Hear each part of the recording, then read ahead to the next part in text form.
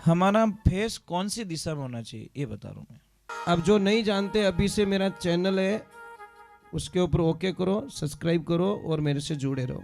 बहुत सारी बातें ऐसी बताई है मैंने जो आप कल्पना नहीं कर सकते हो। हजारों बातें अंदर डाली मैंने वीडियो के माध्यम से, ताकि आप तक पहुँचे, आप उसका आनंद लो।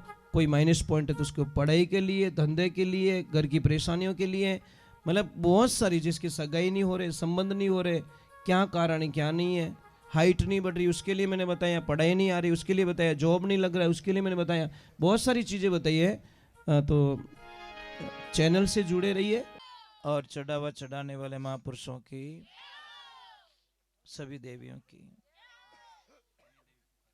चुनी देवी पुकाराम जी 100 रुपया गया मैया के लिए। देखिए, जब तक हमारे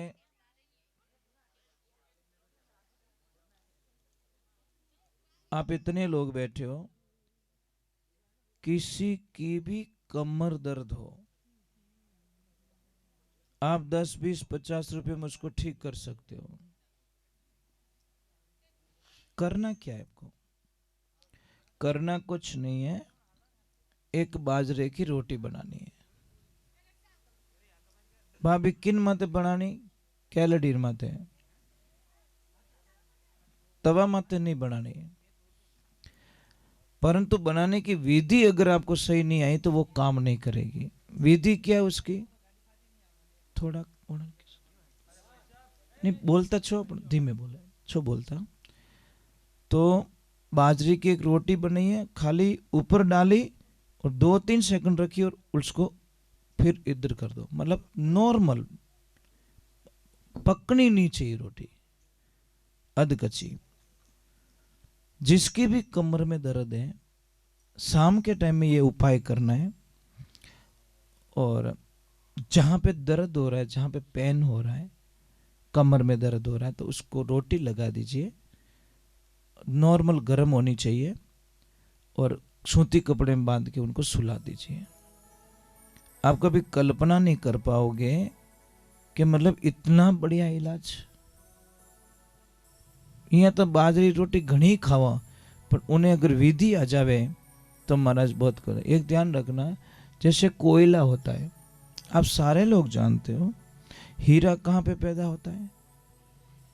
मतलब कोयला जो होता है ना, वो ही हीरा बनता है, पर उसको समय चाहिए, टाइम चाहिए।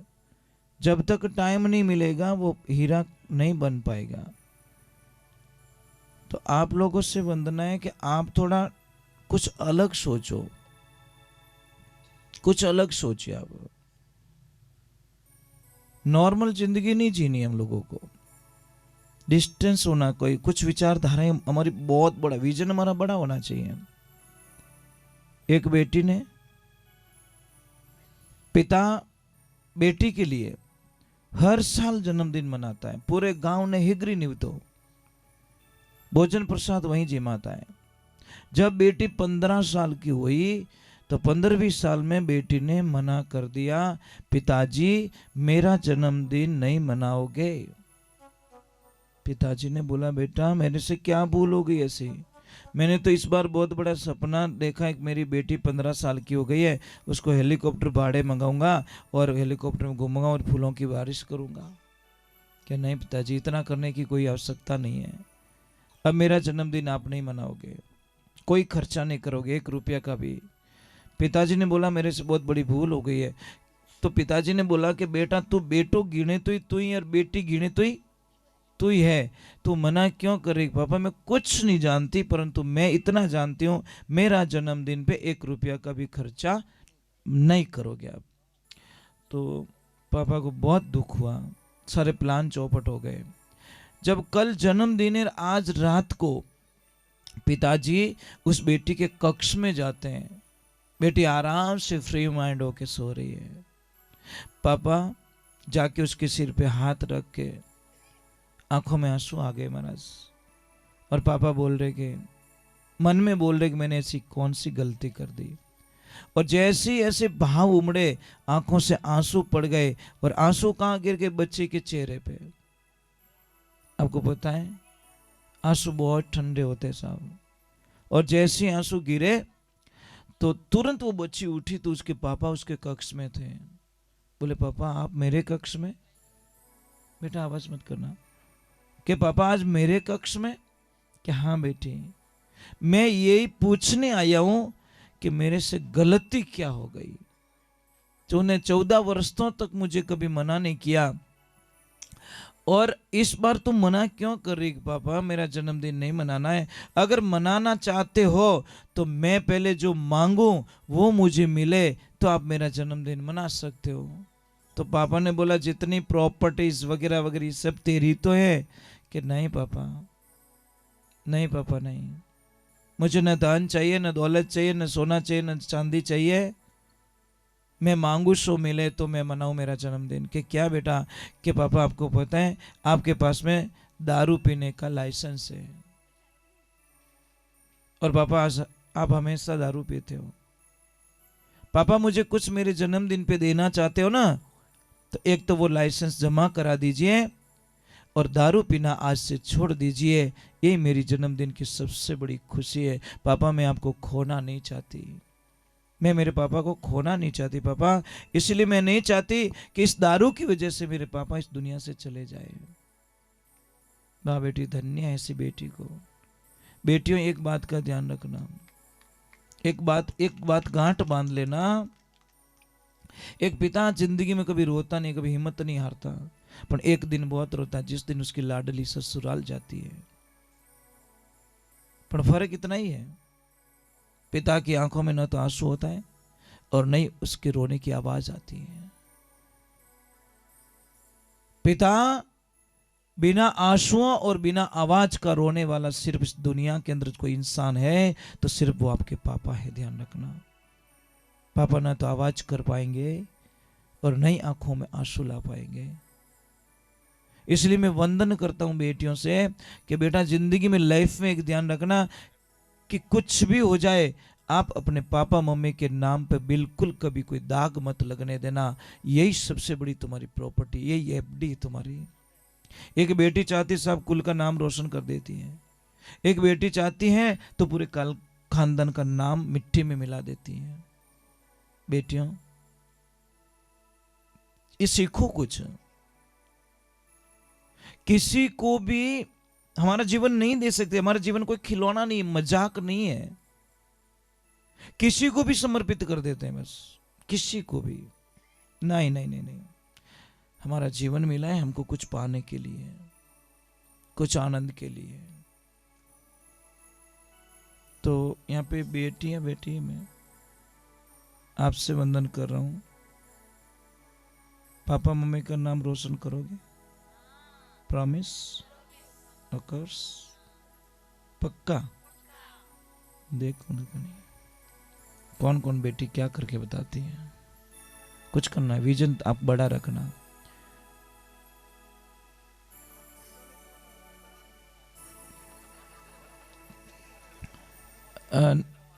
नहीं मेन चीज तो कहीं रिसा के बेटी एक दिन कोई कॉलेज मोड़ी आई तो पापा थोड़ा हाका कर दिया, गुस्सो कर दियो, मम्मी हाका कर दिया।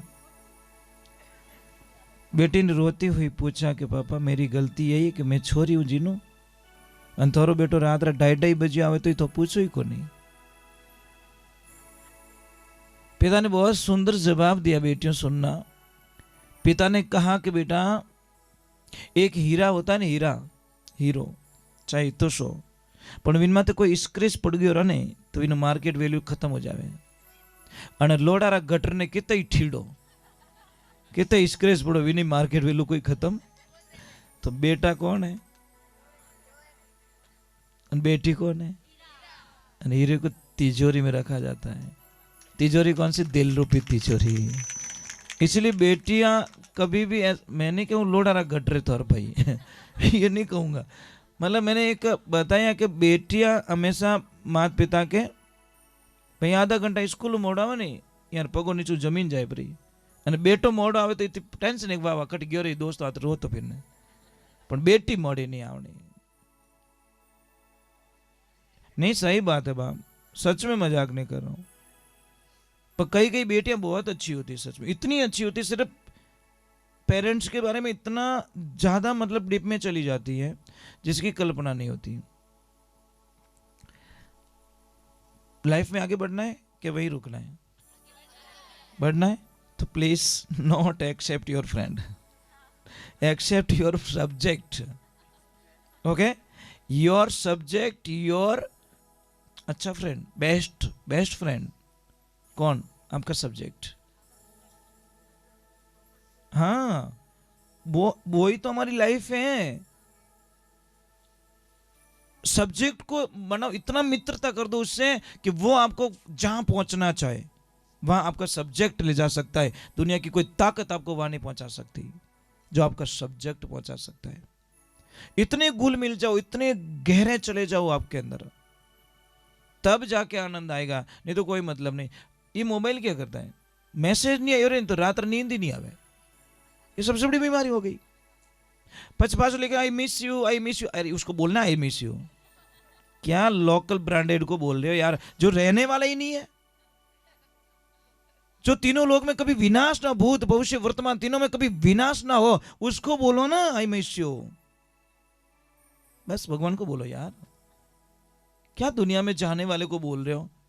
ये जो महाराज का शरीर दिख रहा है ना, ये रहने वाला नहीं है, ध्यान रखना, इसका विनाश हो जाएगा।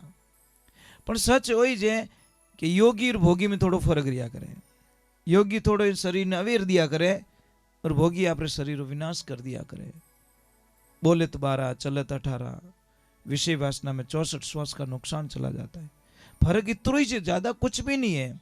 एक कोई प्रॉपर्टी ने अवेरी रही हो और एक प्रॉपर्टी ने कहीं सुतो अचेत नींद में, मृग सब खेत उजाड़े, बड़ी मुश्किलों खेती पाकी, यानी तो क्यों बिगाड़े। मृग है 5-25 से मृगणी ये तो चढ़िया धाड़े, और चेत सके तो चेत बावरा, नहीं तो तन्ने जड़ा मूल सुई पाड़े। एक ध्यान रखना, रोड पे अगर प्लॉट है तो उसकी कीमत बढ़ती है, रोड पे अगर खेत है तो उसकी भी कीमत बढ़ती है, मतलब भाव बढ़ जाते हैं। पर कोई आदमी अगर रोड पे है तो बेटा कोई चाय नहीं पावे यार, ये तो समस्या है।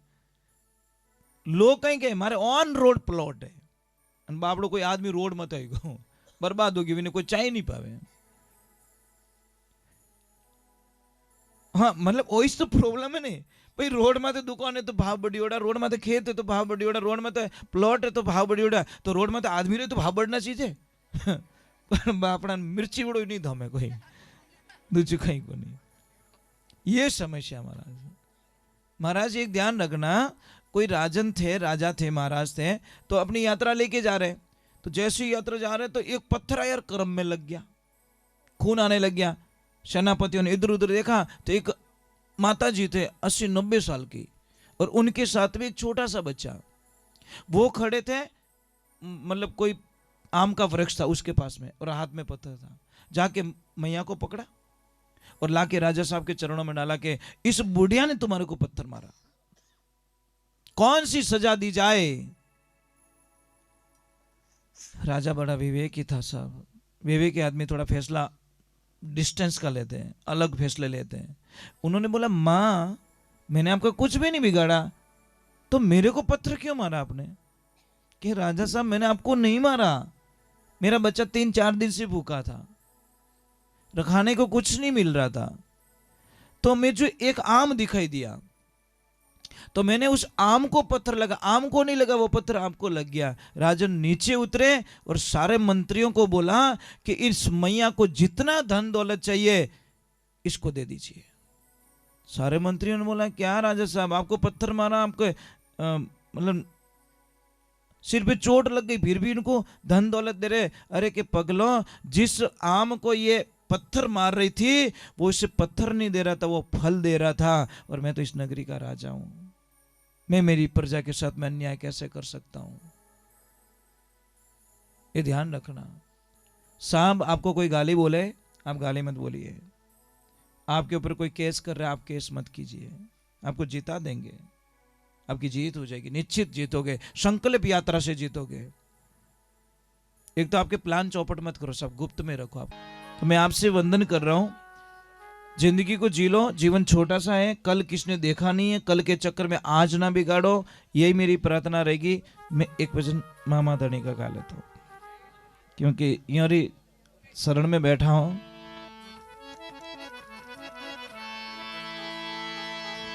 बोली मामा जी महाराज की। मुझे दो बात याद दिलाना आरती करूं तब, एक तो गुस्सा कम करने का साधना, और दूसरे नंबर जिसकी शादी हो चुकी है उसके लिए नहीं है, जिसकी शादी होनी है, सगाई होनी उसके लिए। बहुत ही बढ़िया मैं शास्त्रों में से चीज खोज के लाया हूं। मैं बताऊंगा कि उस लड़की को बहुत ही अच्छा पति मिले, मतलब जीवन को संवारने वाला, जीवन को समझने वाला। और देखो पुराणों की बातें झूठी तो नहीं हो सकती साहब, मानो तो और नहीं मानो तो राम राम। मैं आपको बताऊंगा कि एक अच्छा पति, नेक पति और अच्छा लड़का आपको कैसे मिलेगा, जिसकी सगाई नहीं हुई, इसके अब हो गई नहीं, वो प्लानिंग मत करना। अभी जिसको हो गई है ना, तो वो तो फालतू लपड़ो कर ही मत ही। जिसको नहीं हुआ है, तो शिव पुराण की बात बताऊंगा, मेरे मन की कहानी नहीं है, शिव पुराण में स्पष्ट लिखा है, वो मैं आपको बताऊंगा, क्योंकि मैं शास्त्र में पढ़ता हूं, मैं आपको शेयर करता हूं। आप इतना लोग बैठा, मैंने एक प्रश्न का उत्तर दे दो, शंकर भगवान के शिवलिंग की पूजा किस दिशा में बैठ के करनी चाहिए?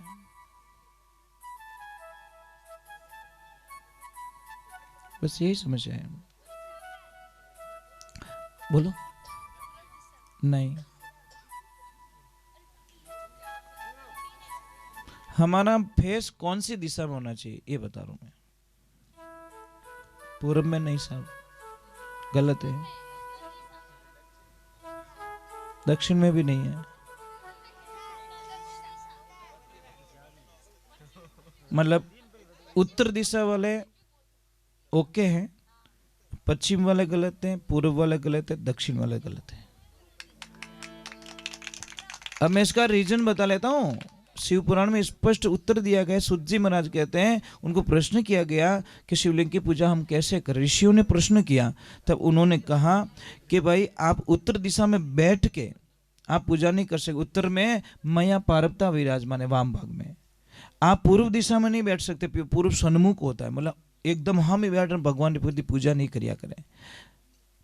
पश्चिम दिशा में आप बैठ नहीं सकते, पश्चिम में शिव जी की पीठ होती है।